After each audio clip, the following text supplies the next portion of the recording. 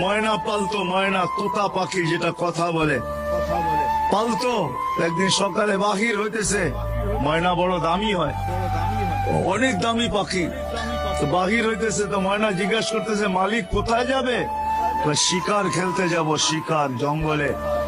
আমার ভাইদের সাথে দেখা হলে আমার একটা সালাম দিও। তো যখন জঙ্গলে ঢুকছে তো যে দেখতেছে কতগুলা ময়না ডালে বসে আছে। তো নিজের ময়নাটার সালামের কথা মনে উঠছে, তো ডাক দিয়া কইতেছে শোনো, তোমাদের মতো একটা ময়না আমার বাড়িতেও আছে, সে তোমাদেরকে সালাম দিছে। এই কথা বলতে দেরি, এই ময়নাগুলা ডালের থেকে পড়া মরতে দেরি হয় না। তার মন খারাপ হয়ে গেছে যে ওর সালামে এমন কি বিষ মিশানো ছিল যে এত দামি দামি 12-13টা ময়না মরে গেল। তো শিকার না খেলেই বাড়িতে চলে আসছে। তো ময়না জিজ্ঞাসা করছে মালিক এত তাড়াতাড়ি